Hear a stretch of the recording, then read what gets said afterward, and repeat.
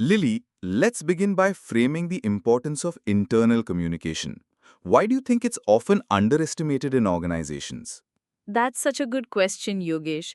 I think many organizations focus so heavily on external communication, branding, PR, marketing, that internal communication gets treated like an afterthought.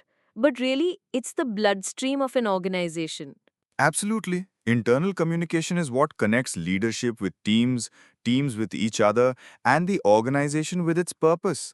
When that connection is weak, alignment suffers. And that's when you start seeing symptoms: low morale, confusion, duplicated efforts, even a toxic culture, all of which are preventable with a clear internal strategy. Maybe we should define it clearly. Internal communication isn't just email blasts or town halls. It's a strategic function that keeps employees informed, aligned, and engaged. Yes, and it's multi-directional. It's not just top-down. Effective strategies include upward communication, peer-to-peer dialogue, and feedback loops. Spot on. I like to think of it in three categories: information dissemination, dialogue and feedback, and emotional engagement. That's a great structure. We can actually use that to organize our discussion today. Let's now talk about communication channels. The biggest challenge I see: channel confusion. People don't know when to use email versus chat versus meetings. Or worse, they overuse everything. Slack fatigue is real, so is email burnout. Exactly. Organizations need a playbook. For example, policies like strategic updates go via email, urgent discussions on chat, complex topics in meetings. Right, and then there are the asynchronous tools like internal newsletters, company intranet, knowledge bases. One size doesn't fit all. Remote first teams might lean on video messages, recorded town halls, or collaborative docs like Notion or Confluence. I've seen success with digital water coolers, channels meant purely for informal bonding. These boost emotional connection. What's your take on enterprise social networks like Yammer or Workplace by Meta? Mixed feelings. They work if there's leadership participation. Otherwise, they become ghost towns. So the key is intentional channel strategy. Every tool needs a purpose. Every message should match the medium. Right. Yugesh, let's shift the spotlight to leadership. How crucial is leadership communication? Incredibly crucial. In fact, I'd say leaders set the tone for how communication is perceived and practiced across the organization. Exactly. When leaders communicate with clarity, authenticity, and consistency, it trickles down. I like the idea of visible leadership. Leaders showing up not just in emails but in team chats, town halls, videos, even casual conversations. Yes, it humanizes them. Employees don't want a CEO who's a ghost behind a signature. They want someone relatable and real. But many leaders struggle with vulnerability. They fear transparency will make them look weak. Ironically, it's the opposite. Transparent leaders build more trust. What are some best practices you've seen? Regular AMAs, weekly video updates, and leadership office hours.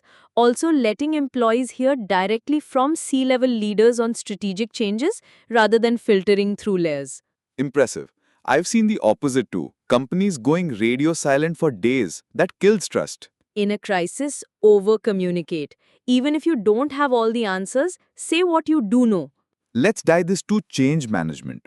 Big changes like restructuring, M&A, layoffs demand clear and empathetic communication. Definitely. And it's not just one announcement, it's an ongoing story. People need context, rationale, and a forum to express concerns. And follow-ups. Change isn't a one and done. Exactly. Communication is the engine that moves people through the change curve, from denial to commitment. Let's wrap up by exploring how to measure success. What should organizations track? Engagement rates, read receipts, participation in town halls, survey feedback, but also the sentiment behind the numbers. Yes, a 90% open rate on a newsletter means little if people skim and ignore. Pulse surveys are great. Quick, anonymous check-ins. Also, communication audits. What's being sent, how often, who's reading it. And feedback loops. Internal communication should never be one way. There should be safe, easy channels for employee voices. I love organizations that have communication councils or employee rep groups that advise leadership. As we look forward, do you think AI and automation will change internal communication? Absolutely. Smart assistants, real time translation, sentiment analysis, they'll all enhance communication. But the human touch will still matter most. So we're moving towards personalization, data-driven insights, but grounded in empathy. Perfectly said. Strategy plus empathy equals future proof communication. Lily, this has been such a rich conversation. Any final thoughts? Just one. Internal communication isn't a checkbox, it's a leadership lever. Invest in it, and it'll return dividends in culture, clarity, and performance. Couldn't agree more. Thanks for sharing your insights. Thank you, Yogesh. Can't wait for the next conversation. Thank you, Lily, and to our listeners. And always, remember, don't forget, good communication isn't what you say, it's what others understand. If you found this episode of Corporate Communication useful, don't forget to join leadershipacademy.tagbizzsutra.com. Do share it with your friends and colleagues and leave your review. Until next time, corporate communication is a leadership function. It defines how people feel, think, and act. It deserves intention.